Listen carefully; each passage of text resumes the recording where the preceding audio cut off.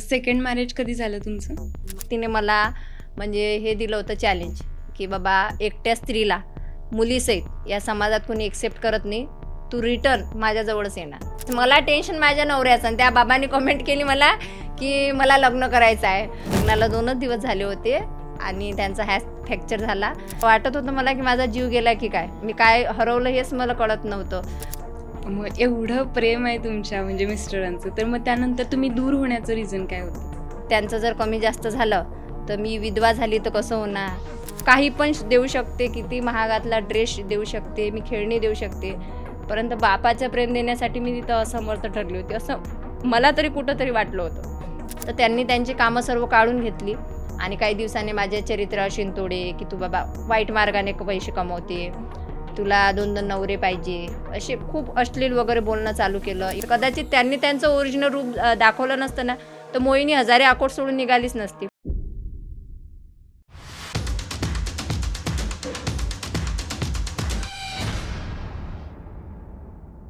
नमस्कार, मी तेजा. भन्नाट तेजा शो या पॉडकास्ट चॅनलमध्ये तुम्हा सर्वांचं मनापासून स्वागत करते. तर आज आपल्यासोबत आहेत सुप्रसिद्ध यूट्यूबर मोहिनी हजारे ताई. तर एक स्त्री पुरुषाच्या शिवाय आपलं घर किती ग्रो करू शकते याचं उदाहरण म्हणजे मोहिनी ताई. तर 2 मुलांची जबाबदारी सांभाळून त्यांनी या गोष्टी सगळ्या कशा केल्या हेच आपण आज जाणून घेणार आहोत. चला तर मग एपिसोडला सुरुवात करूया. नमस्कार ताई, भन्नाट तेजा शोच्या मंचावर तुमचं खूप खूप स्वागत आहे. नमस्कार. सगळ्यात अगोदर मनापासून धन्यवाद की तुम्ही मला बोलण्याची संधी दिलेली आहे आणि बोलावलेलं आहे. तर सध्या लाईफ कशी चालू आहे? एकदम हॅपी. तर आम्ही बघतोय म्हणजे खूप दिवसापासून तुमची खूप चांगल्या प्रकारे म्हणजे या वर्षात तरी ग्रोथ सुरू आहे. हां. स्टेप बाय स्टेप आपण सगळ्या गोष्टींवरती येणारच आहोत. बट पहिल्यांदा मी फायनान्शियली बोलेन. जसं की सध्या तुम्ही म्हणजे थोड्या दिवसांपूर्वीच आयफोन घेतला, बरेच दागिने वगैरे पण घेतले, ह्याचे व्हिडिओज आम्ही बघितले. तर लोक असं म्हणतात ना की काय लॉटरी वगैरे लागली की काय, तर एवढी ग्रोथ झाली आहे. मग तुमचे अर्निंगचे सोर्सेस नक्की काय आहेत? माझे अर्निंगचे सोर्सेस सगळ्यात जास्त माझे कोलॅबरेशन आहे. म्हणजे कसं आहे, आपली आयडी जशी जशी ग्रो होते ना, तसे कंपन्या आपल्याला अप्रोच करतात. मीन्स आता मी भरपूर ब्रँडसोबत काम करते. त्याच्यामध्ये आहे प्लिक्स, अर्बन योग, त्याच्यानंतर म्हणजे सर्व ब्युटी प्रोडक्ट झाले आणि मिशो. सगळ्यात जास्त अफिलिएट मार्केटिंग मी करत आहे. आणि अफिलिएट मार्केटिंगमध्ये येणाऱ्या दिवाळीला मला असं माहिती नव्हतं की तिथं म्हणजे हे सुरू आहे, रँक देणं सुरू आहे. तर तिथं मी 8व्या नंबरवर आहे सध्या, मिशोच्या रँकवर 8व्या नंबरवर आहे. तर त्यांनी असं केलेलं होतं की बाबा 10 करोडच्या वर ज्यांचा सेल जाणार, तर त्यांना आपण गिफ्ट देणार, आणि हे मला काही माहिती नव्हतं. तर दिवाळीला माझा सेल मी तो क्रॉस केला, तर त्यांनी मला मोबाईल गिफ्ट केलेला आहे विक्स 200. अरे तर वाह! त्याची प्राईज आहे म्हणजे ₹96,000 प्राईज आहे त्याची. आणि प्लस मला बोनस वगैरे छान मिळाले. तर त्याच्यामुळेच मग आम्ही एक सोने खरेदी केले. त्याच्यानंतर मोबाईल वगैरे भेटलेला आहे. सगळ्यात जास्त मला इन्कम सोर्स हा Instaवरून आहे. असं लोकांना वाटते की बाबा Insta आपल्याला पेमेंट करते, परंतु लोकांची चुकीचा गैरसमज आहे. Insta फक्त तुमची आयडी ग्रो करते, तुम्हाला फॉलोअर्स देते, आणि कोलॅबरेशनमुळेच माझी अर्निंग खूप छान होत आहे. अच्छा, म्हणजे ते जे 1 करोड काय तो म्हटलात टर्नओव्हर, तो पूर्ण वर्षातला तुमच्यामुळे झालेला नाही, सेल त्या होता का? मंथमध्ये, त्या एका 3 मंथमध्ये मंथमध्ये? होते ते. दिवाळीचा सेल होता तो 3 मंथमध्ये. 3 मंथमध्ये तुम्हाला ते क्रॉस करायचं होतं. अरे वाह! छान. आणि मला अशी कल्पना नव्हती की बाबा, म्हणजे असं इंटेन्शनच नव्हतं की आपल्याला हे जिंकायचं आहे किंवा हे मिळवायचं आहे. आणि त्या मॅडमला बहुतेक माझ्या ट्रस्ट नव्हता की होता, म्हणून त्यांनी मला सांगितलं नाही. तर त्यांनी अचानकपणे मला ते न्यूज दिली दिवाळीच्या धनत्रयोदशीच्या दिवशी सकाळी-सकाळी, की बाबा सुनो ना, मैंने बोला बोलो. तो आपके यहाँ पे जो शॉप होगा मोबाईल शॉप, वहाँ पे जाओ और आपको ये मोबाईल लेना है. मी तर आधी तिला म्हटलं मला कॅशच दे बाई.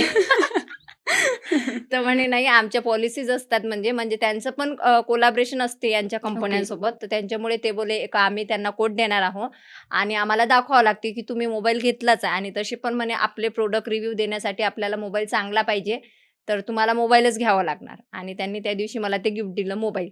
ओके, म्हणजे जाऊन तुम्ही स्टोअरमध्ये ते खरेदी केलं आणि बिल त्यांनी केलं. बिल पे त्यांनी केलं. ओके, हां. मस्तच. तर म्हणजे हे सगळे ग्रोथचं जे श्रेय आहे ते सोशल मीडियालाच देतात सोशल जसं की. मीडियालाच देणार, आणि सगळ्यात जास्त माझ्या फॉलोअर्सना, की त्यांनी मला एवढं भरभरून प्रतिसाद दिला. मग ही सोशल मीडियाची सुरुवात नेमकी तुम्ही कधी केलेली आणि काय हेतूने केली होती? हे मी ते म्हणतो ना, बदला घ्यायचा होता मला. म्हणजे मीन्स माझं पहिलं मॅरिड झालं होतं, तर ते डायव्हर्स झाला होता, आणि कोर्टात त्या व्यक्तीने मला म्हणजे हे दिलं होतं चॅलेंज, की बाबा एकट्या स्त्रीला मुलीसहित या समाजात कोणी एक्सेप्ट करत नाही, तू रिटर्न माझ्याजवळच येणार. तर ते मला असं वाटलं की याने आपल्याला चॅलेंज केलेलं आहे, की बाबा म्हणजे डायव्होर्स झालेली स्त्री म्हणा किंवा सोडलेली स्त्री हिचं काही अस्तित्व नसते असं त्याला म्हणायचं होतं. म्हणून मग मला असं वाटलं होतं, की नाही मला आता स्वतःला सिद्ध करायचं आहे आणि खरंच माझ्यात काय पात्रता आहे हे मला बघायचं होतं, की मी काय करू शकते आणि तो बदला घ्यायचा होता आणि सहज मी त्या दिवशी असा म्हणजे डायव्होर्स माझा झाला. रस्त्याने येत होती. अशा म्हणजे शेत वगैरे होतं. कोणी असं कोणच नव्हतं त्या रस्त्यावर. तिथं मी गाडी उभी केली माझी टू व्हीलर आणि मी एक व्हिडिओ सोडलेला TikTokला, की खरंच या जगात असं आहे का, की बाबा एकट्या स्त्रीला काहीच व्हॅल्यू नाही आहे. आम्ही असं काय करतो? असं काहीतरी दीड की 1 मिनिटाचा मी व्हिडिओ सोडलेला आणि तो रात्रभरात व्हिडिओ व्हायरल झाला. पहिलाच व्हिडिओ. फक्त अशी गंमत म्हणून आयडी उघडलेली होती. प्रायव्हेटच होती. त्या दिवशी पब्लिक केली आणि सोडला व्हिडिओ आणि असं मनातही नव्हतं, की हा व्हिडिओ एवढा व्हायरल होणार. त्यानंतर त्या व्हिडिओकडे 2 दिवस मी बघितलं पण नाही. पण तो व्हिडिओ लोकं माझ्या आईला दाखवत होते. तुझ्या मुलीने काहीतरी असा व्हिडिओ टाकला. मग म्हणजे माझ्या आईला मावशीचे वगैरे सर्वांचे कॉल, आपल्याच याच्यात असं करत नाही पाटील समाजात असं तसं तिला सांग टाकू नको, त्याच्यात तिचा डायव्होर्स झालेला आहे, मुलगी आहे, नको, नको. तर पण मग मी माझं काम चालू ठेवलं होतं. मला नाही म्हटलं ना त्यांनी पण, मग त्याच्यामुळे मला पण हे त्यांना पण दाखवायचं होतं, की मी काहीतरी करू शकते. मग मला ती एकदम जिद्द लागली आणि मी ते व्हिडिओ टाकायला सुरुवात केली. परंतु मला माझं तेव्हा पण TikTok आयडी तेव्हा ग्रो झाली, जेव्हा म्हणजे गणेशजी जे माझे दुसरे हसबंड आहे, हे माझ्या आयुष्यात आले आणि त्याच्यानंतर ज्या दिवशी आमचं ठरलं बोलणं वगैरे आधीच झालं होतं, परंतु त्यांच्यासोबत व्हिडिओ टाकला, दुसरा व्हिडिओ जो व्हायरल झाला तो. जे लोकं म्हणत होते म्हणजे तो त्याच व्यक्तीसाठी व्हिडिओ टाकला होता मी, की जे लोकं म्हणत होते, की एकट्या स्त्रीला या समाजात जागा नाही, कोणी एक्सेप्ट करू शकत नाही. तर त्या व्यक्तीने पाहावे. माझ्यासहित या व्यक्तीने या मुलीसहित मला एक्सेप्ट केलेला आहे. तो व्हिडिओ प्रचंड व्हायरल झालेला आणि तेव्हापासूनच पब्लिकनं भरपूर प्रेम दिलेलं, की खरंच एका मुलीसहित कोणी एक्सेप्ट करू शकते का हा समाज? त्याच्यानंतर यांची लाईफ कशी चालणार, काय चालणार? आणि तेव्हापासूनच माझी आयडी एकदम बूस्ट झाली. सेकंड मॅरेज कधी झालं तुमचं? माझं आता झाले 5 वर्ष म्हणजे कोरोनाच्या वेळेस. कोरोनाच्या 6 महिने अगोदर. थोडीशी स्टोरी सांगाल का त्याची? हां, तर मी म्हणजे माझा डायव्होर्स झाल्यानंतर मुलीची जबाबदारी होती. तर माझं बी-कॉम झालेलं. तर त्याच्यामुळे फायनान्शियल सेक्टरमध्ये जॉब करत होते मी. तर रिकव्हरीचं काम करत होते. हे नाही का आता बचत गट वगैरे असतात. ग्रुप करून आपण लोन देतो. तर त्याच्यात मी जॉब करत होती. तर तिथं जॉब करत असतानाच एक मैत्रीण बोलली, की दुसऱ्या फायनान्समध्ये याच्यापेक्षा जास्त पेमेंट भेटते. याच्यापेक्षा. तर म्हटलं ठीक आहे जाऊया आपण. मग ती काही आली नाही. मीच एकटी गेली. मग मी गेली तर तिथं हे माझे मिस्टर बसलेले होते. ते पण तिथंच जॉबला होते. मग त्यांच्याकडे मी डॉक्युमेंट दिले, की बाबा हे असं-असं आहे. मग ते बसले, बोलले वगैरे असं काही मनात नव्हतं. त्याच्यानंतर मी इंटरव्ह्यूला गेली आणि नंतर इंटरव्ह्यू वगैरे झाला आणि नंतर त्यांनीच मला कॉल केलेला. माझा नंबर त्याच्यावर होता. तर तुम्ही इथं इंटरव्ह्यूला आले. मग मी त्यांना आधी चिडली होती, की तुम्हाला माझा नंबर कोणी दिला? तर मग ते बोलले, "तुम्हीच मॅडम इथं इंटरव्ह्यूला येता आणि तुम्हीच बोलता नंबर कोणी दिला?" तर म्हटलं, "ठीक आहे, काय झालं?" तर "सिलेक्शन नाही झालं" म्हणे तुमचं. म्हटलं, "मग कशाला फोन केला?" तर म्हणे, "सहज केला होता." मग तिथून बोलणं वगैरे स्टार्ट झालं. तर ते म्हणत फ्रेंडशिप वगैरे करायची आहे. तर नुसतं मी बोलत होती. मग त्यांनी डायरेक्ट मला 1 महिन्यानंतर लग्नाची मागणी घातली. तर मी त्यांना डायरेक्ट सांगितलं, "तुम्हाला माहिती आहे का?" म्हटलं, की "मी डायव्हर्सी आहे." तर ते बोलला, "ठीक आहे, चालते." तर मी म्हटलं, "अजून एक, की मला एक मुलगी पण आहे." तर तो बोलला, "ठीक आहे, चालते." मग मी डायरेक्ट बोलली, म्हटलं, "हे ना," म्हटलं, "सर्व खोटं असते. चालते सर्वजण म्हणतात, पण लग्नाच्या मांडवात कोणी उभं राहत नाही," म्हटलं, "डायव्हर्सी बरोबर. महिलेसोबत आणि एका मुलीसोबत." तर तो म्हणे, "तुला बघायचं आहे का? सांग." म्हटलं, "हो." तर लगेच तो व्यक्ती दुसऱ्या दिवशी त्यांच्या बाबांना घेऊन माझ्या घरी. तर मग आई वगैरे आम्ही बोललो. पण मग माझी आई म्हणे, की "आपण याच्या एकट्याच्या भरोश्यावर मुलगी नाही देऊ शकत. तुझ्या पूर्ण फॅमिलीला आण" म्हणे. तर मग त्यांनीच आम्हाला तिकडं बोलावलं आणि त्यांनी ते पण सांगितलं होतं, की मुलीला पण घेऊन या जसं मला. तर मी, माझी मुलगी आम्ही सगळेजण त्यांच्या घरी गेलो आणि त्यांना मी आधीच मला हे झालेलं होतं सर्व त्याच्यामुळे मी ठरवलेलं होतं, की माझ्या ज्या नियम, अटी आहेत त्या मी आधी सांगणार. मग मी तिथं बसल्यावर डायरेक्ट मी बोलली, की "मी जीन्स जे आहे घालते, ते मी लग्नानंतर पण घालणार. मी लग्नानंतर पण जॉब करणार. मी जॉब कधीच सोडणार नाही. त्याच्यानंतर मी सोशल मीडियावर पण ॲक्टिव्ह राहणार, तो पण मी सोडणार नाही. आणि माझ्या अर्निंगचे जे काही पैसे आहेत, ते मी माझ्या मुलीच्या भविष्यासाठी खर्च करणार. तुमच्या घरात मी ₹1 खर्च करणार नाही. ह्या सर्व जर अटी म्हटलं तुम्हाला मान्य असेल, तरच तुम्ही लग्नासाठी होकार द्या, नाहीतर नकार देऊ शकता म्हटलं. कारण मी म्हटलं भरपूर काही सहन केलेलं आहे. आता माझी कॅपॅसिटी नाही आहे." तर ते तेव्हा बोलले, "ठीक आहे, चालते." आणि अजून एक असा किस्सा झालेला होता, की म्हणजे ते व्हिडिओ मी रेग्युलर TikTokवर टाकत होती, की असं-असं बोलणी झालेली आहे, हे झालेलं आहे, ते झालेलं आहे. तर मी ऑल TikTok फॅमिलीला सांगितलं होतं, की माझा उद्या साखरपुडा आहे म्हणून. आणि त्यांनी पण म्हणजे त्यांचं पहिलं होतं ना, त्याच्यामुळे त्यांच्या हे होत्या, की साखरपुडा मोठा करायचा, असा करायचा आहे. तर मी आताही माझ्या नवऱ्याला म्हणते, की तुम्ही मला फसवलेलंच आहे. कारण ते मला एंगेजमेंट म्हणजे साखरपुडाच करायला आले होते, पण ते मला लग्न करून घेऊन गेले. अरे बापरे! हां, तर ते आले मग त्यांनीच म्हणजे हॉल वगैरे त्यांनीच बुक केला होता आमच्या गावात. कारण माझं घराचं काम चालू होतं. तर त्याच्यामुळं त्यांनीच हॉल वगैरे बुक केला. सर्व तयारीने आले ते. मग त्यांचं काय मनात फिरलं, काय नाही, तर त्यांचे भाऊजी आहेत माझे जेठ, तर माझ्या आईला येऊन बोलले, की म्हणे "आम्ही सर्व तयारीत आलेलोच आहोत. आम्ही मंगळसूत्र वगैरे 2 डोरले, मणी जे काही आहे ते आणतो करून आताच आणि तुमच्या मागं पण" कारण पप्पा नव्हते ना आणि माझ्या घराचं काम पण चालू होतं. तर ते बोलले, "आता म्हणे म्हणजे साखरपुडा करा म्हणे, अजून 6 महिन्याला लग्न करा, तेवढाच खर्च होणार आहे. आज सर्व काही व्यवस्थित होत असेल करून घे." तर तेव्हा मी भरपूर रडली, की म्हटलं एकदम लग्नासारखा डिसिजन कसा काय एवढ्या लवकर घ्यायचा? तर ते बोलले, "नाही, नाही आपण करून घेऊ, करून घेऊ." मग माझी आई पण बोलली, की "जाऊ दे म्हणे, होत आहे तर होऊन जाऊ दे." आणि मग साखरपुड्याच्या दिवशीच माझं लग्न झालं. मग पब्लिक बोलली, "तू आमच्याशी खोटी बोलली, खोटी बोलली." म्हटलं, "मी काहीच खोटी नाही बोलली. अचानकपणे यांनी मला फसवलं आणि लग्न करून आणलं." आणि तिथून मग आमची लाईफ सुरू झाली. मग तिथून पुढची जर्नी कशी होती? म्हणजे असं त्यांनी कधी जाणवून दिलं का, की बाबा हे तुमचं सेकंड मॅरेज आहे वगैरे? नाही, ते तर 1-2 महिने छान गेले, परंतु मग लग्न नाही होत, तर त्यांनी हात स्वतःचा फ्रॅक्चर करून ठेवला. अरे बापरे! लग्नाला 2च दिवस झाले होते आणि त्यांचा फ्रॅक्चर झाला. तर मग मला लगेच त्यांना घेऊन वर्ध्याला पळावं लागलं, कारण त्यांच्या हातात रॉड वगैरे टाकायचं काम पडलं होतं. मग तिथूनच समजा 3-4 महिने रॉड असल्यामुळे त्यांना घरीच राहावं लागलं. तर मग त्यांना घेऊन मी माहेरीच राहत होती आणि मी जॉब करत होती आणि नंतर मग कोरोना लागला. मग आम्ही काय घरीच. मग आम्ही TikTokवर टाईमपास करत होतो आमचा. मग त्याच्यानंतर त्यांच्या घरच्यांनी वगैरे कसं काय ह्या गोष्टींना सपोर्ट केला? त्यांच्या घरच्यांचा प्रॉब्लेम म्हणजे असा होता, आधी सगळ्यांनाच होता. आता माझ्या साईडने माझे सासू-सासरे आहेत.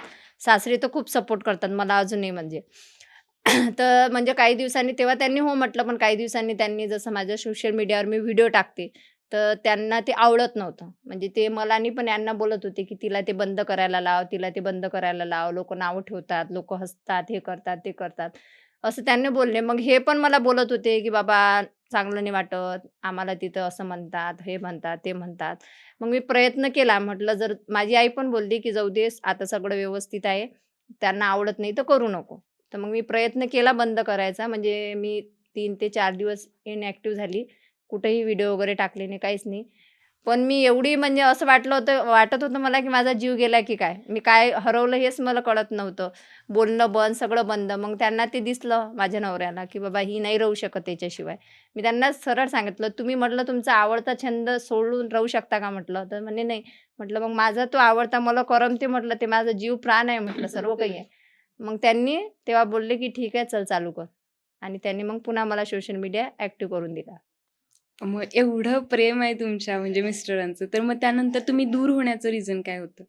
दूर होण्याचं रिझन म्हणजे की ते व्यवस्थित आहे. परंतु जेव्हा जर कोणी त्यांना असं येऊन बोलते ना, की "बाबा तुझ्या बायकोनं बघ तो व्हिडिओ टाकला. तुझ्या बायकोला बघ अशी कमेंट आली."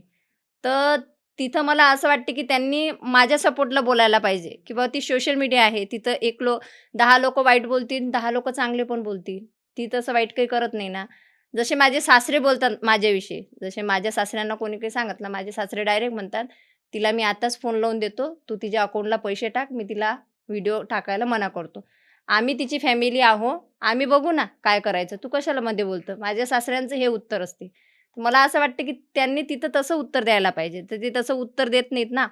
मग तू व्हिडिओ बंद कर किंवा तू हे करू नको, ते करू नको. मग त्यांना मी म्हणत असते, की "ठीक आहे, मी बंद करते. तुम्ही घर चालवा." तर पण त्यांच्या एकट्यामुळे ते घर मॅनेज होत नाही. मग आपल्या मुलांच्या जर इच्छा अपूर्ण राहिल्या, त्यांना जर खेळणी भेटले नाही, त्यांना जर चॉकलेट भेटले नाही, त्यांच्या मनासारखं त्यांना वावरता आलं नाही, तर एका आईला किती दुःख वाटते त्या गोष्टीचं. मग त्याच्याचमुळे आमचे वाद होत होते. पैशामुळे मेन म्हणजे. कारण ते कामाला गेले, की मग याचं लग्न आहे मी जातो, त्याचं लग्न आहे मी जातो. मग त्याच्यामुळे काय होते, की मग पेमेंट कमी येते ना सुट्ट्या घेतल्या की. बस तेच मेन रिझन, की ते घराच्या जबाबदारीपासून पडतात. म्हणजे सोशल मीडियामुळेच कुठेतरी तुमच्यामध्ये दरार हां, आलेली आहे. हां. बट काही दिवसापासून आम्ही बघतोय परत तुम्ही एक झालेला आहात. मग लोकांचं असं म्हणणं येतंय, की हे फक्त व्हिडिओसाठी होतंय, की खरंच ॲक्चुअल लाईफमध्ये नक्की काय चालू आहे? हां, त्याचं असं की लास्ट टाईममध्ये असं झालेलं, की मी म्हणजे ही गोष्ट मी सोशल मीडियावर पण शेअर केली नाही. मी वादनाला गेली होती. माझ्या सर्व इच्छा म्हणजे मी जशी मीडियावर आली तसं पूर्ण करत आहे. तर मला अशी इच्छा होती, की एक वेळा मी ढोल वादन करावं म्हणजे. तर मी ढोल वादनाला गेली होती आणि तिथं हे आले. आले तर आले ड्रिंक करून आले होते. आणि तिथून म्हणजे मला न म्हणता जे सर होते त्यांना डायरेक्ट जाऊन बोलले, की "बाबा तुम्हाला असं हे बरोबर आहे काय? तुम्ही ह्या मुली इथं ढोल वादनाला आणता असं-तसं." मग त्या सरांनी बोलले, की "मोहिनीताई तुम्ही घरी जा." तर त्यांनी मला सांगितलं नाही इव्हन म्हणजे काय झालं, पण दुसऱ्या मुलीनं सांगितलं, की "तुझे मिस्टर त्यांना बोलले." मग ती गोष्ट मला वाईट वाटली. मग घरी आल्यानंतर म्हणजे मी त्यांना बोलली, की "बाबा तुम्ही त्या सरांना बोलायचं काम नव्हतं. आपण काही चुकीचं काम तिथं करत नव्हतं." तर मग माझी आई मध्ये आली, तर माझ्या आईला पण ते बोलले. मग आणि ड्रिंक केलेले होते. तर त्याच्यामुळे त्या गोष्टीमुळेच आम्ही दूर झालो होतो, की हा व्यक्ती प्र प्र बाहेरच्या व्यक्तीला कसं काय बोलू शकते? आपल्या घरच्याला ठीक आहे आणि त्याच्यात माझ्या आईला पण ते बोलले होते. म्हणजे माझ्या आईचं आणि त्यांचं जास्तच झालं होतं. मग त्याच्यामुळे मी आईला दुखवू शकत नाही. तर म्हणून मग मी त्यांना म्हटलं, "तुम्ही निघा." मग ते गेले. ते तिकडे गेले आणि मग मी पुण्याला आली होती. ओके. पण आता परत तुम्ही एकत्र कसे काय आला? आता परत म्हणजे का मी पुण्याला आली तसं त्यांचा आणि माझा कॉन्टॅक्ट एकदम बंद होता. म्हणजे असंच अधात-मधात काही काम पडलं मुलांच्या एखाद्या डॉक्युमेंट्सचं वगैरे त्यांच्या आधार कार्डचं वगैरे तर तेव्हा मी कॉल करत होती. माझ्या सासऱ्यांना आणि माझे सासरे त्यांना करत होते, मग ते मला कॉल करत होते. तर एवढ्यात आता दिवाळीच्या पहिलीची गोष्ट आहे, की ते गायब झाले होते. गायब म्हणजे त्यांचा फोन वगैरे स्विच ऑफ होता. मग माझे सासरे मला सांगत होते, की "तो त्याचा फोन बंद आहे, त्याचा फोन बंद आहे." तर मी म्हणत होते, "बाबा कुठं न गेले असतील." तर असं करत-करत मग दिवाळी पण आली. मी माहेरी गेली दिवाळीला. मग मी सासऱ्यांना फोन केला. म्हटलं, "मी दिवाळीला आलेली आहे, पण तुम्ही टेन्शन घेऊ नका. ते कुठेही असले ना, तरी ते दिवाळीला येतात." कारण त्यांचा एक स्वभाव आहे, की आम्ही कितीही भांडलो, काही झालो, पण दिवाळीला दिवाळी झाला, दसरा झाला समजा, रक्षाबंधन, तर यावेळेस ते माझे मी शिवीगाळ करू द्या, काही करू द्या, ते त्यांचं कर्तव्य करायला येतात, मुलांना कपडे आणतात, पण ते येतात दिवाळीला. आणि मला तेवढी गॅरंटी होती, की ते दिवाळीला येतील म्हणून आणि मला होप होती. मग मी सासऱ्यांना म्हटलं, "ते येतात दिवाळीला." मग दिवाळी झाली तर मी खूप वाट बघत होती त्यांच्या कॉलची. ॲक्चुअली म्हणजे त्या दिवशी एवढे फोन लावले मी, की वर्षभरातही त्यांना एवढे फोन नव्हते लावत. त्या दिवशी मी स्वतः त्यांना कॉल लावले. पण मग ते कॉलने लागलं, की एक वेगळंच वाटते ना, की काय झालं असेल? कारण दिवाळीच्या दिवशी माणूस कुठेही असला तरी तो घरी येतो. तर मग संध्याकाळ झाली. माझं मग दिवाळीत म्हणजे त्या लक्ष्मीपूजनामध्ये मन नव्हतं लागत, कारण त्यांचा फोन बंद होता म्हणून. अन् वेगळंच असं माझ्या मनात हे चालू झालं होतं, की कुठं असेल, काय असेल, टेन्शन. कारण तेवढ्यात ते स्टेटस असे ठेवत होते त्यांच्या ह्याला, की बाबा माझी आता जगायची इच्छा पण नाही. देवा मला लवकर उचल. असे म्हणजे खूप असे स्टेटस ठेवत होते. तर मग दिवाळी झाली आणि दुसऱ्या दिवशी लगेच सासऱ्यांचा सकाळी कॉल, "बाई आला काय तू?" मग मी म्हटलं एवढं वाईट वाटलं. म्हटलं आपण यांना एवढे होप दिली आणि ते आलेच नाही. म्हटलं, "नाही बाबा आले नाही." म्हटलं. तर मग म्हणे, "तुला सांगितलं होतं ना." तू म्हणे माझ्या मग तेव्हा बोलले ते मला, "तू एवढी दुर्लक्ष करून आली." म्हणे, "तू 2 मिनिटासाठी विचार कर." म्हणे, "की त्याचं जर कमी जास्त झालं तर तू एकटी जगू शकशील का?" म्हणे. तर मग मला ते ऐकून एकदम माझ्या डोळ्यात पाणी वगैरे आलं. मी म्हटलं, "खरंच गड्या हे म्हणून राहिले ही गोष्ट बरोबर आहे. आपण जास्तच दुर्लक्ष करत आहोत." कारण त्यांना होप होती, की ही मीडियावर ॲक्टिव्ह आहे, तर हे कुठूनही त्याला सर्च करू शकते. तर मी म्हटलं, "ठीक आहे," म्हटलं, "बाबा बघू बघते," म्हटलं, "मी काय करायचं आहे तर." तर मग मी माझ्या मैत्रिणीशी वगैरे बोलली, तर माझी मैत्रीण म्हणे, "तू त्यांच्यासोबत नाही आहे, त्याच्यामुळे पोलिस तुला त्रास देतील," म्हणे, की "तुझ्यासोबत नव्हते, मग तू हे ते तर ते सासऱ्यांनाच सांग, की रिपोर्ट द्या म्हणून." तर मग मी बाबांना फोन केला. म्हटलं, "तुम्ही एक काम करा, रिपोर्ट द्या," म्हटलं डायरेक्ट, की "बाबा माझा मुलगा या तारखेपासून काय." लास्ट कॉल कोणाला आला होता, तर म्हणे त्याच्या मित्राला. म्हटलं, "त्याला सांगा, की मी रिपोर्ट द्यायला जात आहे." तर मग माझ्या सासऱ्यांनी त्याला सांगितलं, की "मी रिपोर्ट द्यायला जात आहे. तू लवकरात लवकर सांगतो कुठे आहे. आम्ही सर्वजण लय घाबरत आहोत, तो लापता आहे तर." तर मग त्यांचा मला त्या दिवशी संध्याकाळी कॉल आला रात्री 12 वाजता. आणि मग म्हणजे त्या दिवसभरात माझ्या मनात म्हणजे खूप विचार आले, की म्हणजे त्यांचं जर कमी जास्त झालं, तर मी विधवा झाली तर कसं होणार? आता कुठेतरी आहे नवरा तर हे तरी आहे. आपल्यासोबत एक तर आपले भाऊ चांगले नाही आहेत. आपल्याला सख्खी बहीण नाही आहे. आपलं कोणताच परिवार आपल्यासोबत नाही. आपल्याला आधार आहे फक्त आपल्या आईचा. आई गेल्यावर आपल्यासोबत कोण आहे ठामपणे उभं? आणि त्याच्यातल्या त्याच्यात हाही थोड्या वेळसाठी विचार आला, की उद्या कमी जास्त जीवनाचं कोणाचंच गॅरंटी नाही आहे. उद्या जर पुण्यात आपल्याला लागलं, भाजलं, काही झालं, तर आपल्या मागं कोण आहे? आपल्या मुलामागं कोण उभं आहे हक्काचं? आणि आज म्हटलं जर मी याला दूर करेन, उद्या जर मी याला म्हटलं, की "बाबा तू येतो." तू हा डायरेक्ट म्हणेन, "तेव्हा तू मला बोलावलं होतं काय?" तर म्हटलं, "आता इथं काही हे करायचं चान्स नाही आहे. आपण थोडासा माघार घेऊया आणि नातं जर सुधरत असेल, तर एक वेळा प्रयत्न करूया." तर मग मी त्यांच्याशी त्या त्या दिवशी 1-1.5 तास बोलली त्यांच्यासोबत आणि त्यांनी पण तिकडून सांगितलं, की "बरं झालं म्हणे, मेलं असतं तर बरं झालं असतं." मी म्हटलं, "असं नका म्हणू. चांगले राहा एवढंच म्हणणं आहे," म्हटलं. "कुठंही राहा, फक्त चांगले राहा." मग तेव्हापासून आमचं बोलणं चालू झालं दिवाळीपासून. तर मग ते तिकडून कॉल वगैरे करत होते, "कशी आहे? काय आहे?" आणि असं थोडंसं वाटलं मला, की बा थोडासा चेंजेस झालेला आहे या माणसात, म्हणजे बोलण्यावरून वाटलं. तर मग आता त्या दिवशी स्वराच्या शाळेत एक्झाम होती आणि त्याच्यात तिने म्हणजे परीक्षा होती, तर त्याच्यात तिचा नंबर आला होता. परंतु त्यांनी म्हणजे स्ट्रिक्टली सांगितलं होतं, की आई-बाबा दोघं जण त्या प्रोग्रामला हजर पाहिजे म्हणून. मग ही घरी येऊन म्हणते, "आता पप्पा तर बोलत आहे," म्हणते, "तुझ्यासोबत. मग आता जर ते माझ्या प्रोग्रामला येतील नाही आणि नंतर येतील म्हणे." मग यांचे प्रश्न चालू हिचे मला. मग मी त्यांना कॉल केला होता. मी म्हटलं, "स्वराच्या शाळेत एक्झाम झाली होती, त्याच्यात ती फर्स्ट आली," म्हटलं, "आणि तिथं पेरेंट्स दोघंही हजर पाहिजे," म्हटलं. "मी प्रयत्न केला," म्हटलं, "तिच्या टीचरशी बोलून, की मी एकटी येते, पण ते म्हणतात पेरेंट्स दोघं पण पाहिजे. तर तुमचं होत असेल तर या," म्हटलं. तर ते त्या दिवशी म्हणत, "आज नाही होत माझं, उद्या सांगतो." तर मग ही रडत-पडत होती. त्याच्यामुळे म्हटलं मग मी पुन्हा कॉल केला. म्हटलं, "तुम्ही जर आता येत नसाल, नंतर मग तुम्ही स्वराजला भेटायला झाले, तर मला ते म्हणजे परिस्थिती हाताळायला लय भारी जाते," म्हटलं. "कारण ते तुम्ही त्याला भेटायला यायचं ती डायरेक्ट म्हणणार, की माझ्या प्रोग्रामला आले नव्हते." तर ते म्हणत, "मी येत म्हणत, तू शांत बस," म्हणे. मग ते डायरेक्ट तिथं आले. प्रोग्राम वगैरे अटेंड केला. आणि नंतर मग 4-5 दिवस आमच्यासोबत राहिले आणि त्याच्या अगोदर माझ्या सासऱ्यांचा पण मला कॉल आला होता, की "तू जर त्याला माणसाला दूर केलं ना," म्हणे, "तो अजून दूर होत जातो," म्हणे. "पण तू थोडंसं जर त्याला प्रेम दाखवलं, हे केलं, तर तो सुधारणार. तू प्रयत्न तर कर," म्हणे. "इतक्या वेळा केला ना," म्हणे, "तर लास्ट एक वेळा अजून एक प्रयत्न कर," म्हणे. म्हणून मग मी प्रयत्न केला. परंतु यावेळेस मला अशी गॅरंटी आहे, की तो व्यक्ती सुधारलेला आहे. त्याला म्हणजे बाहेरचं जग दिसलेलं आहे आणि त्याने हे पण एक्सेप्ट केलं, की इथून पुढे मी कोणाचंही ऐकणार नाही. आणि म्हणजे आधीपेक्षा यावेळेस म्हणजे या 8 ते 10 चे व्हिडिओ बघू शकता. या दिवशीचे व्हिडिओ तुम्ही. ते कोणत्याच व्हिडिओमध्ये लाजले नाही, काही नाही. मी म्हणणार तसं केलं त्यांनी व्हिडिओ आणि कामातही घरच्या भरपूर मदत केली आणि छान म्हणजे यावेळेस म्हणजे 50% मला रिझल्ट दिसलेला आहे त्यांच्यामध्ये, की चेंजेस झालेले आहेत. मग हे नातं इथून पुढे आता आम्हाला असंच बघायला मिळेल, की परत यात काहीतरी ट्विस्ट नाही, असेल? अजून नाही परत भेटणार आहे. कारण की मी त्यांच्यासमोर काही अटी ठेवलेल्या आहेत, की कारण मला माझी फॅमिली आहे, तर माझ्या फॅमिलीना यांनी म्हणजे थोडंसं भांडणं शिवीगाळ केलेली आहे. तर त्याच्यामुळे मला त्यांना पण मॅनेज करावं लागते. तर म्हणजे त्यांचा राग गेल्याशिवाय तरी एकत्र येणार नाही. आणि पुन्हा मी त्यांना काही अटी दिलेल्या आहेत, की मला तुम्ही एवढं-एवढं हे काम करायला लावा. म्हणजे दोन्ही मुलांच्या नावाने एफ-डी सांगितलेली आहे मी त्यांना बनवायला. त्यांच्या दोघांचा बर्थडे येणार आहे जुलैमध्ये. तर तोपर्यंत एक अमाउंट सांगितलेली आहे. तेवढ्या अमाउंटची मला तुम्ही एफ-डी बनवून द्या दोघांच्या नावाची. म्हणजे त्यांना त्यांच्या जबाबदारी तुम्ही एक वाटून दिलेल्या आहेत हां, आता. वाटून दिलेली आहे. तर ते बोलले ठीक आहे आणि ते प्लस मला पण आता जाताना पण त्यांनी पैसे वगैरे दिले 15,000.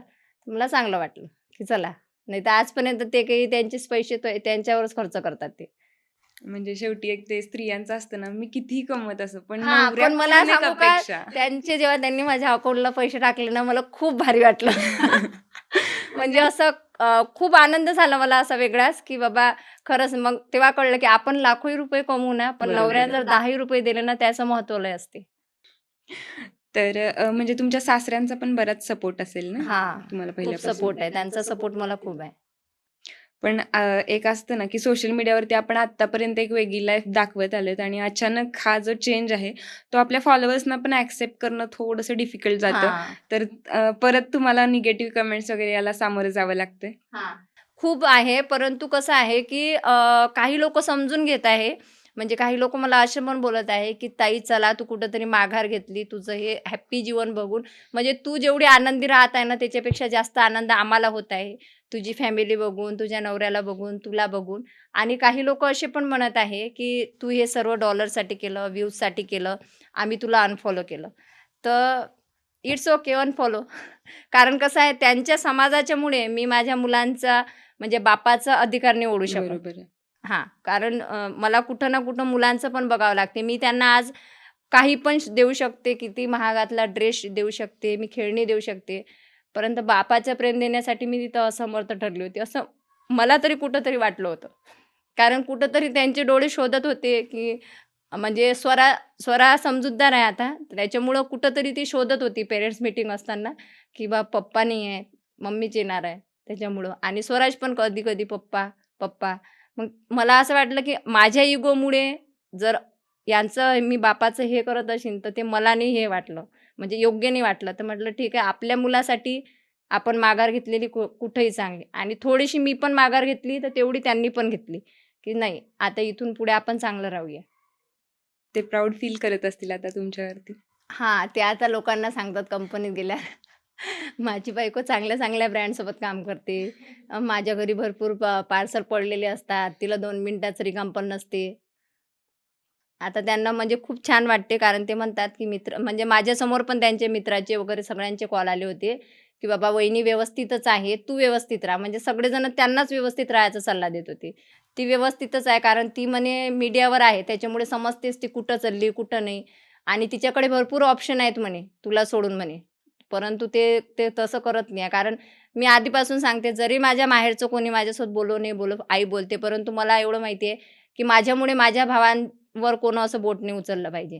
माझ्यामुळे माझ्या सासरकडच्यांवर कोणी बोट नाही उचललं पाहिजे. एवढंच म्हणते आणि एकटी राहते, पण त्याच्यावर कोणत्या चुकीच्या मार्गाने गेली, हे मला त्यांना म्हणजे ऐकू नाही द्यायचं आहे. बस मला त्यांच्या दोघांची इज्जत घेऊन समोर जायचं आहे. परत असेच इथून पुढे पण हॅपी राहा एवढीच आमची तर इच्छा असेल. बट याच्या आधीचा जो तुमचा प्रवास होता, जसं की आता सोशल मीडियामध्ये कंटिन्यू आपले शूट असतात, प्रमोशन वगैरे असतात. इकडे-तिकडे जाणं-येणं होतं. मग याच्या आधी तुम्हाला या सगळ्यांसाठी कोण हेल्प करत होतं?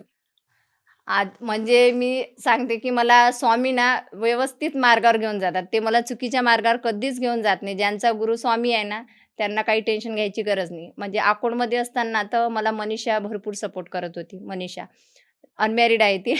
लोकं भरपूर विचारतात तिचं लग्न कधी आहे? अनमॅरिडच आहे, पण ती शूट वगैरेमध्ये करते, तर ती असं वाटते मॅरिड आहे. तर ती सपोर्ट भरपूर करत होती. तिचा मला भरपूर सपोर्ट होता. म्हणजे एक फोन केला, की माझ्यासोबत शूट सुरत, इकडे-तिकडे कुठेही. नवरा असताना नवराच घेऊन जात होती मी. तो गेल्यानंतर मग मनीषा. मनीषा ऑप्शन नसलं तर माझी आई. आता मग मी जेव्हा पुण्यात आली, तर पुण्यात काही दिवस आई होती, काही दिवस मनीषा होती. आता त्या दोघी गेल्या, तर आता ह्या मॅडम असतात, सायली मॅडम. म्हणजे आता सायली पण भरपूर माझे व्हिडिओ शूट करण्यापासून, मेकअप करण्यापासून समजा कुठं मी गेली, तर ती पण मला भरपूर सपोर्ट करते. तुमचं पुण्यात शिफ्ट होण्याचं रिझन काय होतं मेन? अं, पुण्यात शिफ्ट व्हायचं रिझन असं, की मी माझ्या भावाला वगैरे भरपूर मदत केली. म्हणजे माझं आधीपासून असं होतं, की आपल्याजवळ आहे ना, मेन म्हणजे त्यांच्यामुळेच माझ्या मैत्रिणी भरपूर म्हणत होते, की "तू पुणा, मुंबई साईडने शिफ्ट हो, तिकडं तुला छान स्कोप भेटणार." परंतु ते म्हणतो ना, आपलं एक नातं, तर भावामुळे, आईमुळे मी त्यांना सोडत नव्हती. कारण मला असं वाटत होतं, की मी परिपूर्ण आहे, तर माझा यांना सपोर्ट आहे. मी यांना सोडू शकणार नाही. तर त्यांना मी भरपूर याच्यात मदत केली. त्यांच्या मुलांच्या शिक्षणाच्या याच्यात म्हणा, त्यांच्या घर बांधण्याच्या याच्यात. त्यांच्या घर बांधताना मी त्यांना गोल्ड दिलं गहाण ठेवायला. माझ्याकडे पैसे नव्हते, तर म्हटलं गोल्ड गहाण ठेवून घर बांधा. तर त्यांनी त्यांची कामं सर्व काढून घेतली आणि काही दिवसांनी माझे चरित्र शिंतोडे, की "तू बाबा वाईट मार्गाने पैसे कमवते. तुला 2-2 नवरे पाहिजे." असे खूप अश्लील वगैरे बोलणं चालू केलं. इव्हन म्हणजे मला मला खोट्या याच्यात फसवण्याचा प्रयत्न केला, की बाबा स्वतःला मारून घ्यायचं आणि हिचं नाव टाकायचं, की हिनं आम्हाला मारलं म्हणून. आणि हे सर्व मला माहिती पडलं. त्याच्यामुळं मग मी विचार केला, कारण तेव्हा मी एकटीच राहत होती. म्हटलं जर आता कसं आहे, सुनेचं खोटं काही पण चालते पोलिस स्टेशनमध्ये. नंदेनं मारलं काय तर मारलं. तर त्याच्यामुळे मी त्या गोष्टीला घाबरवली. माझ्या मागे जर 2 मुलं नसते, तर मी त्यांना हे केलं असतं सरळ. परंतु मला या दोघांचा विचार आला, आईचा विचार आला. जर आपण इन केस खोट्या केसमध्ये जरी फसलो, कोर्ट कचेरी आपल्या मागं लागून जाणार आणि यांना कोण सांभाळणार? 2 मुलं, आई. आईला तर एकदम कोर्ट कचेरी मागितली तशीच तिला बीपी लो होऊन जाते. तर म्हटलं हे काही बरोबर नाही आहे आणि तो वादविवाद जास्त वाढू लागला. पोलिस स्टेशनमध्ये चक्रा होऊ लागल्या. त्याच्यामुळे मला असं वाटलं, की चला आता आपण हे गाव सोडून द्यायचं. त्याच्यामुळे मी हक्काचं घर सोडलेलं आहे आणि आता मी तिथे जातही नसते. फक्त माझ्या आईची इच्छा होती म्हणून मी दिवाळीला तिथं गेली. नाहीतर मला तिथं गेल्यानंतर अक्षरशः रडू येते त्या घरात पाय टाकल्या-टाकल्या. कारण ते माझ्या खूप मेहनतीचं घर आहे. मेन म्हणजे माझ्या मुलांचं बालपण तिथं गेलेलं आहे.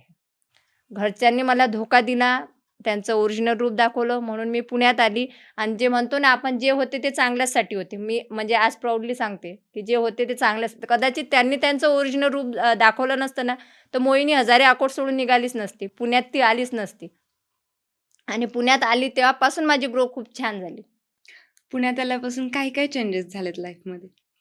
सगळ्यात मोठा चेंजेस तर हे झाले, की खूप चांगले-चांगले लोकं भेटली इथं आणि मोठ्या-मोठ्या ब्रँडचं कोलॅबोरेशन आलं. म्हणजे काही मला असं वाटतं, की सिटीवर पण डिपेंड असते. आपण जर छोट्या गावात राहिलो तर जास्त प्रमोशन मिळत नाही. परंतु माझी मी जशी सिटी चेंज केली ना, तसं माझे म्हणजे फॉलोअर्स पण वाढले. खूप झपाट्याने वाढले Instaचे. म्हणजे आली तेव्हा माझी 1.5 लाखाचीच आयडी होती. आज 76 की 78 झालेली आहे.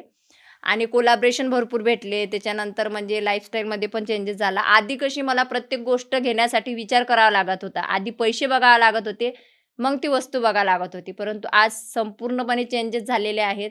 आता आम्ही पहिले वस्तू घेतो, नंतर बघू कितीची आहे तर. म्हणजे आता कुठं जाण्या-येण्यासाठी विचार करावा लागत नाही. मुलांच्या इच्छा मारल्या जात नाहीत आणि एकदम हॅपी लाईफ झालेली आहे. आता जागा पण घेतलेली आहे छोटीशी. एप्रिलपर्यंत आम्ही त्या घरात पण राहायला जाणार आहोत. आणि भरपूर चेंजेस झालेले आहेत. दागिने मागं पडलेले आहे. जे अंगावर कर्ज होतं ते सर्व काही नील झालेलं आहे. म्हणजे आज रोजी मोहिनी हजारेवर काहीच कर्ज नाही. नाहीतर जेव्हा मी गाव सोडलं तेव्हा माझ्या अंगावर कर्ज होतं. सोशल मीडियामुळे म्हणजे बरेच लाईफमध्ये चांगल्या गोष्टी झालेल्या आहेत. हां, बट आपण म्हणतो ना ट्रोलिंगला पण तेवढंच सामोरं जावंसं लागतं आणि हां. ज्याचा अनुभव तुम्हाला खूप जास्त आहे.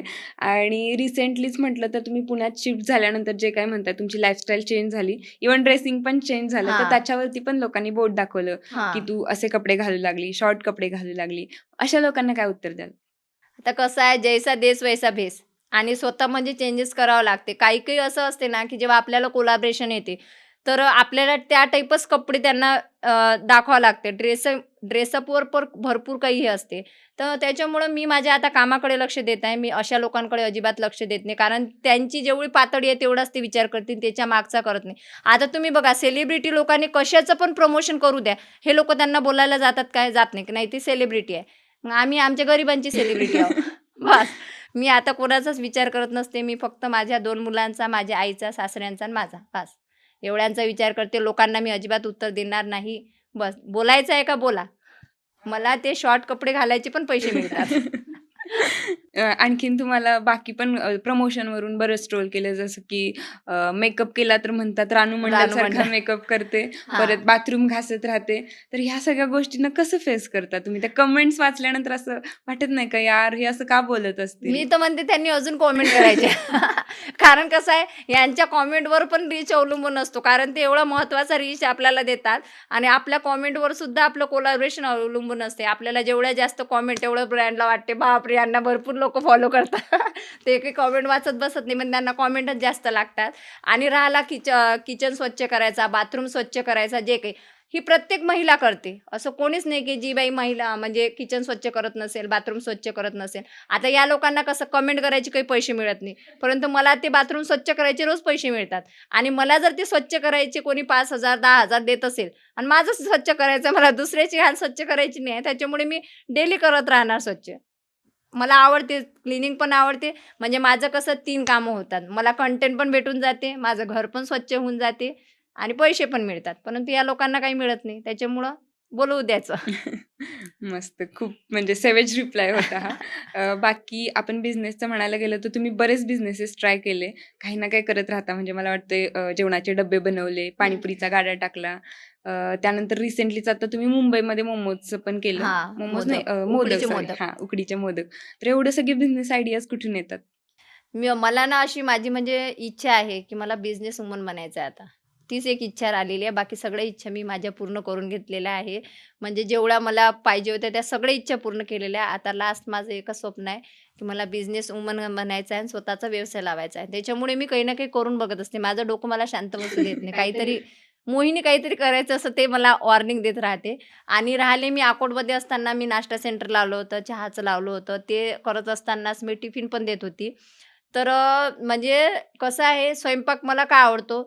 मी एक पण पोळी लग्नाच्या अगोदर करून नव्हती बघितली हे सांगते. परंतु माझा डायव्हर्स जेव्हा झाला होता, मुलीची जबाबदारी माझ्या अंगावर होती, तर मी बाहेर जॉब करू शकत नव्हते. त्याच्यामुळे मी 5 ते 7 घरांच्या घरी जाऊन जेवण बनवत होती.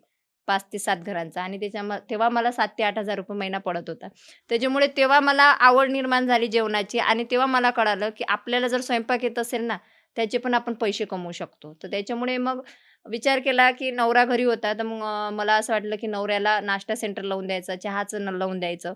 मग ते लावल्यानंतर लोकं आमच्या गाडीवर येत होते, की "बाबा टिफिन तुम्ही प्रोव्हाईड करसाल काय?" म्हणजे एक बिझनेस लावला ना, दुसरी आयडिया ऑटोमॅटिक तुम्हाला सुचते. तर मग आम्ही डबे पण देत होतो, म्हणजे वडापाव याचे त्याची ऑर्डरी पण घेत होतो. छान चालू होतं. पण आमच्या मिस्टरांना मित्रांनी कॉल केला, की त्यांचं ओंबट स्वाहा होऊन जाते. त्यांचं मूळ तिकडं चाललं जाते, धावते मग त्यांचं.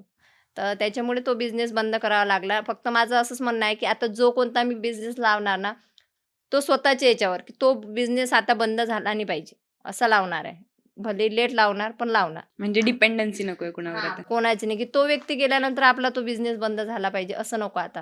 कारण ह्या लोकांची मला तोंड बंद करायची आहे आता. आता मला भरपूर कमेंट्स ह्या पण आहेत आता जस्ट की की बस आता काही दिवस सोबत राहणार आहे, नंतर व्हिडिओ येणार आहे, याने मला पैसे दिले नाही, हा दारू पितो, हे करतो. तर मला त्या लोकांना पण उत्तर द्यायचं नाही. तुम्ही व्हिडिओ बघत राहा, कोणत्या दिवशी तो दिवस येणार सांगता येत नाही.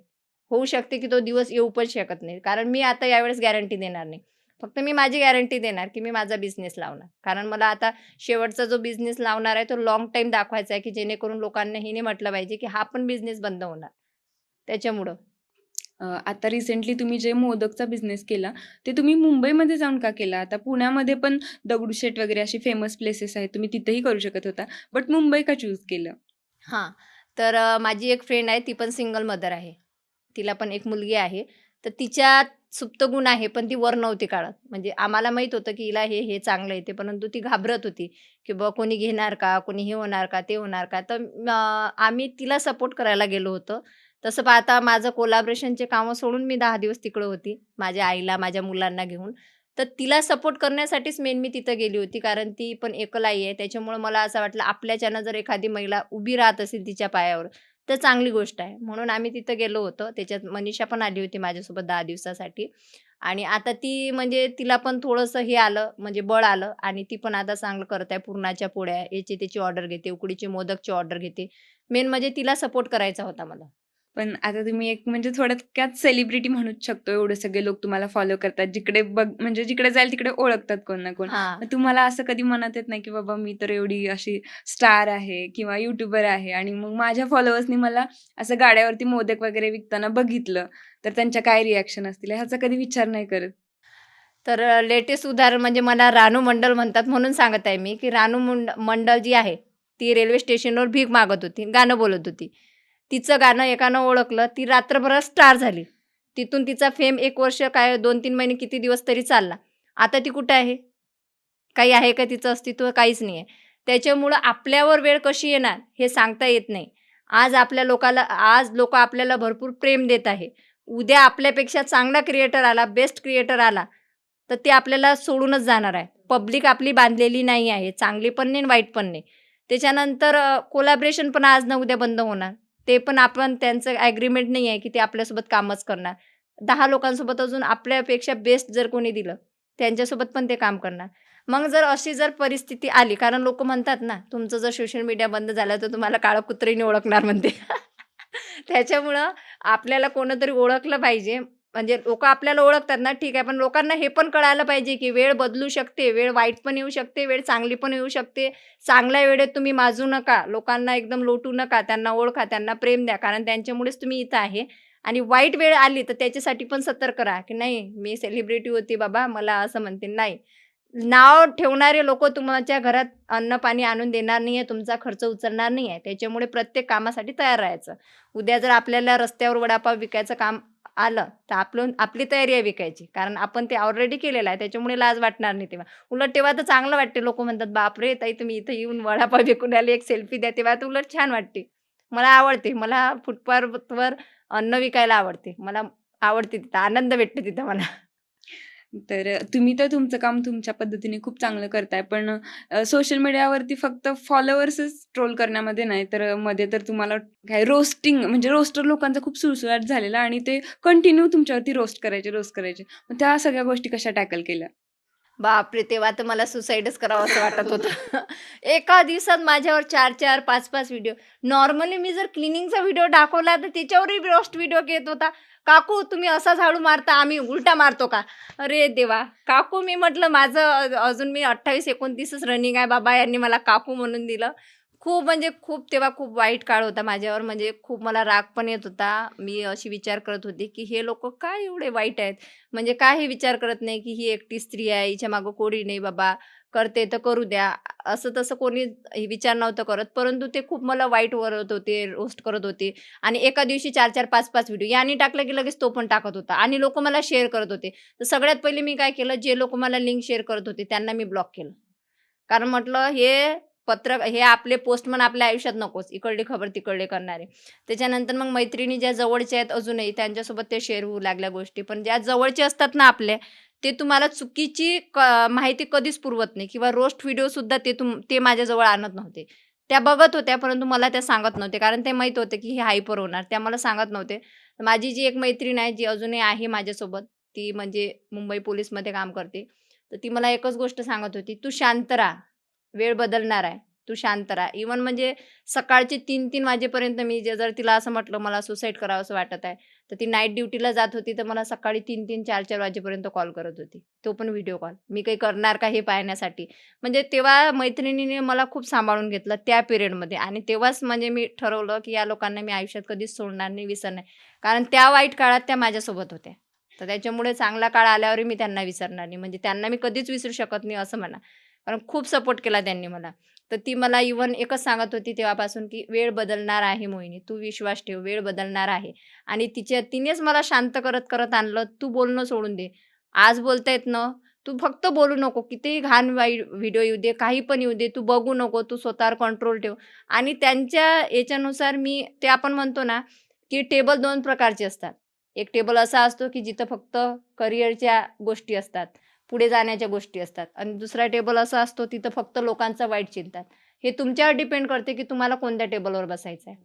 तर त्यांनी मला सपोर्ट केला तेव्हा, की वेळ बदलणार आहे. तू फक्त शांत राहा, शांत राहा, शांत राहा आणि मी तसंच फॉलो केलं. मी शांत राहायला शिकले. जे लोकं मला व्हिडिओ शेअर करत होते त्यांना ब्लॉक करायला शिकले. माझ्यासमोर जर रोस्ट व्हिडिओ आला तरी पण मी त्यांना मग म्हणजे हाईड करत होती, इग्नोर करत होती आणि असं करता ते शांत झालं. काही इम्प्रूव्हमेंट मी स्वतःमध्ये पण केली. म्हणजे जे मी लवकर हायपर होत होती, कोणालाही बोलत होती, ते मी बोलणं बंद केलं. आता किती वाईट कमेंट आली तरी मी रिप्लाय करत नसते. पण माझ्या मुलांवर कमेंट आली, माझ्या चरित्र्यावर कमेंट आली, तिथं मी सोडत नाही. तिथं मी बोलतेच. आम्ही ते कमेंट्सचं पण बघितलं. आता तर तुम्ही डायरेक्ट त्या लोकांचे स्क्रीनशॉट काढून त्याच्यावरती व्हिडिओज बनवता विथ त्यांच्या प्रोफाईल. तर मध्ये तुम्हाला आय थिंक लग्नासाठीच्या पण कमेंट्स यायच्या. त्याच्यावरती तुम्ही व्हिडिओज बनवत होता. मग त्या लोकांचा परत तुम्हाला काही त्रास झाला का? नाही, मला म्हणजे एका व्यक्तीने मला सकाळीच म्हणजे दिवाळीच्या वेळेस मला टेन्शन माझ्या नवऱ्याचं आणि त्या बाबांनी कमेंट केली मला, की मला लग्न करायचं आहे. मग त्याच्यामुळे मी जास्त हायपर झाली. म्हणून मी त्याला उत्तर दिलं होतं, की माझा इथं नवरा आहे. जर मला वाटलंच ना, तर मी माझ्या नवऱ्यासोबत राहणार बाबा आणि तुला करायचं असेल तर अनाथ आश्रमामध्ये जा. तिथं भरपूर मुली आहेत ज्यांना गरज आहे फॅमिलीची. मला गरज नाही आहे. मी म्हटलं कशी असली तरी माझ्या नवऱ्याचीच आहे. तो माझ्यासोबत असो नसो असा मी व्हिडिओ सोडलेला होता आणि तो व्हिडिओ माझ्या नवऱ्यानं बघितलं म्हणजे सांगितलं होतं कोणीतरी. माझ्या नवऱ्याला लय प्राउड फील झालं, की चला माझी बायको कुठेही असली तरी माझीच आहे. तो सांगत होता मला त्या दिवशी. तर मग त्यात तो व्हिडिओ मी सोडला. तो व्हायरल झाला. मग त्याचा पर्सनली मला डी-एम आला, "ताई माझ्याच्याने चुकी झाली. मला असं वाटलं बाकीच्या स्त्रियांना मी करतो, तर तुम्हाला पण कमेंट करतो." म्हटलं, "हे बघ, मला तू कमेंट केली ठीक आहे," म्हटलं, "परंतु आयडी बघायची नाही," म्हटलं, "तुम्ही 30 सेकंद, 60 सेकंदावरून समोरच्याला कशा काय जज करू शकता," म्हटलं. "आणि लग्नाची मागणी तुम्ही घालूच कशी शकता," म्हटलं, "2 लेकराच्या आईला," म्हटलं. मग त्याने माफी वगैरे मागितली आणि म्हटलं, की "व्हिडिओ डिलीट करा." तर तेव्हा तो मी व्हिडिओ डिलीट केला. म्हणजे माफी मागितल्याशिवाय तर मी कोणाचा व्हिडिओ डिलीट करत नसते. आजपर्यंत मी व्हिडिओ टाकले, त्यांनी माफी मागितली तेव्हाच मी व्हिडिओ डिलीट केले. आणखी एक बराच व्हायरल गेलेला व्हिडिओ म्हणजे त्या माणसाने तुमच्या पर्सनल लाईफवरती हां, कमेंट हां. केली होती. तर तो काय इश्यू होता? तो इश्यू असा झालेला होता, की एका ठिकाणी मी पॉडकास्ट दिली होती. तर तिथं या व्यक्तीने कमेंट केली होती जाऊन, की "बाबा हिच्या घराजवळच मी राहतो, हिच्या गावातच मी राहतो, हिला अशीच सवय आहे आणि हिला मी जवळून ओळखतो. मला माहिती आहे ही कोणत्या भावाची आहे म्हणून." अशी म्हणजे ही आहे. तर मला ती कमेंट दिसली आणि मी त्याला डायरेक्ट पहिले मेसेज केला Instaला. त्याने रिप्लाय केला नाही. मग मी डायरेक्ट व्हिडिओ सोडला. म्हटलं हा व्यक्ती मला असा-असा म्हणतोय, तर मी डायरेक्ट बोलली, "हे माझं सासर आहे कारंजा लाडचं." माझ्या सासऱ्याचंही नाव सांगितलं. माझ्या नवऱ्याचं पण नाव सांगितलं. म्हटलं याची Facebook आयडी हे आहे, Insta आयडी हे आहे. तू या 2 पैकी कुठं हां, तो बोलला माझ्याकडे प्रूफ आहेत. तर मी म्हटलं तुझे जे प्रूफ आहेत ना, तू यांच्याकडे पाठव. चल म्हटलं लवकर पाठवायचे म्हटलं तू. आणि ज्या लोकांना म्हटलं याचा ॲड्रेस, नंबर, पत्ता माहिती असेल त्यांनी प्लीज हेल्प करा म्हटलं. याला मला शोधून काढायचं आहे. संध्याकाळपर्यंत म्हणजे मला भरपूर डी-एम चालू झाले, की हा इथं राहतो, तिथं राहतो. त्याच्या कंपनीचा नंबर आला माझ्याकडं. मग त्या कंपनीमधून मी कॉल केला, त्याचा नंबर घेतला आणि ते देत नव्हते. मग मी त्यांना सांगितलं, "असं-असं झालेलं आहे, तुमचा एम्प्लॉयी आहे," म्हटलं "आणि त्यांनी मला अशी-अशी कॉमेंट पास केलेली आहे," म्हटलं. "माझी आयडी ही आहे, तुम्ही चेक करा," म्हटलं. ते म्हणे, "आमच्या पॉलिसीच्या विरुद्ध आहे, आम्ही नंबर देऊ नाही शकत," म्हणे. मग मी त्यांना सांगितलं, त्यांनी चेक केला, मला त्याचा नंबर भेटला. मग नंबर भेटला, पण मी कॉल नव्हता केला, रात्र झाली होती. पण त्याने दुसऱ्या दिवशी सकाळीच मला कॉल केला. मग कॉल केला तर तो बोलला, "माझ्याच्यानं चुकी झाली, हे झाली, ते झाली." म्हटलं, "अशी कशी चुकी झाली? मला प्रूफच लागतील." तर तो म्हणे, "नाही ताई, माझ्याच्यानं चुकी झाली, मला माफ करा." तर त्याने मला माफीचा व्हिडिओ दिला आणि तो माफीचा व्हिडिओ मी टाकला माझ्या आयडीला आणि आत्ता 2 महिन्यापूर्वी तो व्हिडिओ मी डिलीट केलेला आहे. 6 महिने माझ्या आयडीला होता तो आणि प्रचंड व्हायरल पण झालेला होता तो व्हिडिओ. सर्व जण त्यालाच शिव्या घालत होते. मग त्याचा शेवटी कॉल आला आणि तो म्हणे, "ताई प्लीज आता तरी व्हिडिओ डिलीट करा," म्हणे. "6 महिने झाले कारण माझा जॉब जाण्याची वेळ आली," म्हटलं. म्हटलं, "आता तुला कळलं ना, की कोणालाही बोलताना 10 वेळा विचार करायचा." तो म्हणे, "मी आता कोणालाच बोलणार नाही," म्हणे. तर तेव्हा मी त्याचा व्हिडिओ डिलीट केला. आणि स्वरावरून पण मध्ये काहीतरी इश्यू झाला होता. हां, मुलीवरून पण ते मला बोलतात. तर मग माझ्या मुलांवर मी सांगितलं ना, माझ्या मुलांना, आई-बाबांना, कुटुंबाला माझं म्हणणं आहे, मी व्हिडिओ टाकते ना, तर तुम्ही मला मला बोला. एक वेळचं माझ्या नवऱ्यालाही बोलला, तर तो पण एक्सेप्ट करून घेणार, मी पण एक्सेप्ट करून घेणार. परंतु आमच्या मुलांना आम्ही कुठं इन्व्हॉल्वच करत नाही. म्हणजे मी माझ्या मुलांना शक्यतोवर व्हिडिओत खूप कमी दाखवते. मी दाखवत नाही. परंतु कसं वाटते, की प्रत्येकाला वाटते, आता तिला पण 10 लोकं म्हणतात, "तुझी इन्फ्लुएन्सर आहे, हे आहे, ते आहे, तू व्हिडिओ देतच नाही." मग तिला पण उत्तर देणं कठीण होते. तर मी एखादी 2 अशी रील्स तिच्यासोबत करते. नाहीतर शक्यतोवर मला तिला मीडियावर आणायचंच नाही. मी तिला सांगितलेलं आहे, "हे लाईफ तुझ्यासाठी नाही आहे. तू छान अभ्यास कर." सध्या जे म्हणजे YouTubeमध्ये नवीन येऊ इच्छित आहेत, तर त्यांना तुम्ही म्हणजे कसं काय मोटिव्हेट कराल? की काही जणांचं असं असतं ना, की बाबा त्याचा तसा कंटेंट चालतोय, तर मी पण असा कंटेंट घेऊ का? किंवा कशा प्रकारचा कंटेंट आता रन होऊ शकतो YouTubeला? तसं मी एकच सांगणार, की पर्सनल लाईफ कोणीही शेअर करू नका मीडियावर. कारण त्याचं म्हणजे खूप इफेक्ट होतो. आपण सुरुवातीला सांगतो आपण कसं सांगतो एक हे म्हणून, की बाबा दुसऱ्याने ते चुकी करू नये. परंतु लोकं इथं सर्वजण म्हणजे समजून घेणारे कमी भेटणार मीडियावर आणि वाईट बोलणारे जास्त भेटणार. तर मला असं वाटते, की सध्या एज्युकेशनल चॅनल, रेसिपी चॅनल हे जास्तीत जास्त चालतात किंवा मग मुलांचा अभ्यास कसा घ्यावा किंवा काय याच्यामध्ये करावं आणि म्हणजे ॲफिलिएट मार्केटिंग खूप जबरदस्त प्लॅटफॉर्म आहे सध्या सगळ्यांसाठी. तर त्याच्यामुळे मला असं वाटतं, की त्यांनी तिकडं पण लक्ष द्यावं. ॲफिलिएटचं थोडंसं एक्सप्लेन कराल का? ॲफिलाईट मार्केटिंग अशी आहे, की तिथं त्यांचं प्रोडक्ट तुम्हाला लोकांना सांगावं लागते, कसं आहे, काय आहे आणि म्हणजे तुम्ही जर एखादी वस्तू तुम्ही रिव्ह्यू दिला आणि समोरच्याने ती खरेदी केली, तर कंपनी तर तुम्हाला पेमेंट करतच मंथली. परंतु तुम्ही जेवढे प्रॉडक्टचे रिव्ह्यू दिले, ते प्रॉडक्ट जेवढे लोकं खरेदी करणार, तर त्याच्यावर तुम्हाला 10%, 15%, 16% अशी असतात. तर त्याला ॲफिलाईट मार्केटिंग म्हणतात. मग त्याला जॉइन कसं करायचं? ते जॉइन होण्यासाठी तुम्हाला सगळ्यात जास्त Insta आणि Facebook. तर तुम्हाला Instaला आयडी रन करावं लागते आणि हे लोकांच्या संकल्पना चुकीच्या आहेत, की बाबा लाखाचीच आयडी पाहिजे, 50,000चीच आयडी पाहिजे. 2,000 वाली आयडी पण आज अफिलिएट करत आहे. फक्त एवढं आहे, की आमची आयडी मोठी असल्यामुळे कंपनी डायरेक्ट आम्हाला प्रॉडक्ट जे आहे ते फ्रीमध्ये देतं म्हणजे ॲड करण्यासाठी. परंतु बाकी जे लोकं जे आहेत ना, त्यांना कंपनी सांगते, की तुम्ही स्वतः पर्चेस करा. म्हणजे त्यांचे पैसे त्यांना परत मिळतात. त्यांचा नंबर व्हाईट लिस्टेड होतो. नाहीतर बाकीचे नॉर्मल पब्लिक आहे. तर त्यांनी 3 प्रॉडक्ट रिटर्न केल्यानंतर त्यांचा नंबर कंपनी ब्लॉक करते. परंतु आपला नंबर कंपनी व्हाईट लिस्ट करते. त्याच्यामुळं जे क्रिएटर आहे काम करतात त्यांचं प्रॉडक्ट रिटर्न पण होते. त्यांचे पैसे त्यांना परत मिळतात. फक्त एवढाच फरक आहे, की आम्हाला कंपनी जॉइन असल्यामुळे आम्ही कधी 100 पण प्रॉडक्ट बोलावले, तर आम्हाला ते फ्रीमध्ये येतात आणि फ्रीमध्येच जातात. म्हणजे आम्हाला ते हेडॅक नाही आहे, की पैसे गुंतवून ठेवा म्हणून. एवढाच फरक आहे. त्याच्यामुळं लोकांना जर असं वाटत असेल, की लाखाची आयडी पाहिजे, तसं काही नाही. तुम्ही फक्त तुमच्या कंटेंटवर लक्ष द्या आणि तुमच्या व्ह्यूजकडे लक्ष द्या. फॉलोअर्सचं टेन्शन घेऊ नका. मग तुम्ही आता जे डेली व्लॉगिंग करता, मग त्याच्यासाठी टॉपिक कसा शोधता? की म्हणजे रोजच नवीन टॉपिक कसा आणायचा? ते तर लय कठीण काम असते माझ्यासाठी. म्हणजे कसं आधी मला ज्या लोकांसोबत काम करतात तेच सांगतात, "कुछ तो भी मिर्च मसाला डालना." मग माझं डोकं एवढं हे होते, की यांना मिर्च मसाला कुठून आणू आता? मग मी व्हिडिओ चेक करते माझे, व्हिडिओ चेक करते, कमेंट चेक करते. मग मला दिसते तिथं लोकांचं काय मत आहे. मग ते कमेंट वाचते मी आणि मला त्याच्यातून एखादी अशी कमेंट वाटते, की बाबा हे उत्तर द्यावंच लागणार.